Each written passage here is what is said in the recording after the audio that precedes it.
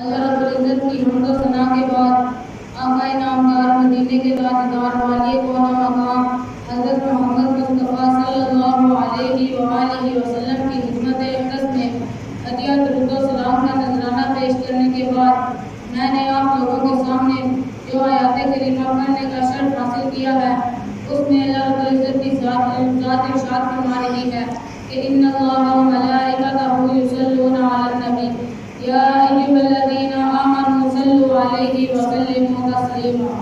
بے شک اللہ اور اس کے فرشتے درود بھیجتے ہیں نبی علیہ السلام پر۔ اے لوگوں جو ایمان لائے ہو تم بھی درود بھیجو نبی علیہ السلام پر۔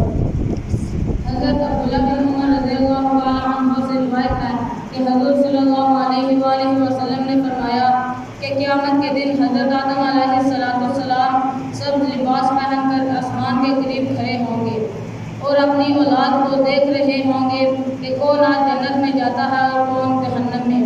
اچانک وہ دیکھیں گے کہ فرشتے حضور صلی اللہ علیہ وآلہ وسلم کے ایک امتی کو گھسیٹتے ہوئے جہنم کی طرف لے کر جا رہے ہیں۔ حضرت آدم علیہ السلام سے یہ دیکھا نہ جائے گا اور وہ پکاریں گے کہ اے محمد اے محمد۔ حضور صلی اللہ علیہ وآلہ وسلم کہیں گے کہ کیا ہوا؟ حضرت آدم علیہ السلام کہیں گے کہ فرشتے آپ کے ایک امتی کو جہنم کی طرف لے کر جا رہے ہیں۔ حضور صلی اللہ علیہ وآلہ وسلم فرشتوں کو حکم کریں گے کہ اس کو دوبارہ حساب کے لیے لایا جائے۔ فرشتے کہیں گے کہ ہم اللہ تعالیٰ کے حکم کی نافرمانی نہیں کر سکتے، ہمیں اللہ تعالیٰ نے حکم کیا ہے کہ اسے جہنم میں لے جاؤ، ہم اسے جہنم میں لے کر جائیں گے۔ حضور صلی اللہ علیہ وآلہ وسلم کو جب فرشتے یہ بات کہیں گے تو حضور صلی اللہ علیہ وآلہ وسلم اللہ تعالیٰ کی بارگاہ میں آ جائیں گے اور عرض کریں گے کہ اے باری تعالیٰ، تو نے تو مجھ سے وعدہ کیا تھا کہ تو میری امت اور میرے درمیان کسی کو نہیں آنے دے گا اور تو میرے اور میری امت کے معاملے میں مجھے پریشان بھی نہیں ہونے دے گا۔ تو اللہ تعالیٰ فرمائیں گے کہ اطیعوا محمد، حضور صلی اللہ علیہ وآلہ وسلم کی اطاعت کرو۔ فرشتے اس غلام کو دوبارہ سے حساب کے لیے لائیں گے تو حضور صلی اللہ علیہ وآلہ وسلم فرمائیں گے کہ حساب کیا جائے۔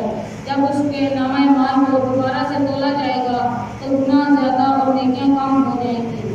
حضور صلی اللہ علیہ وآلہ وسلم اپنی جیب میں سے ایک سفید کاغذ کا ٹکڑا نکال کر نیکیوں کی طرف رکھ دیں گے، جس سے اس کی نیکیاں زیادہ ہو جائیں گی اور گناہ کم ہو جائیں گے۔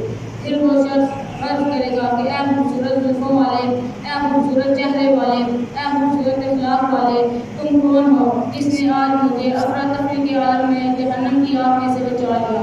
تو حضور صلی اللہ علیہ وآلہ وسلم ارشاد فرمائیں گے کہ میں تیرا نبی ہوں۔ پھر وہ عرض کرے گا کہ یا رسول اللہ صلی اللہ علیہ وآلہ وسلم، میں آپ نے ایسا کون سا کاغذ کی نیکیوں میں رکھا ہے جس سے میری نیکیاں زیادہ ہو گئی ہیں؟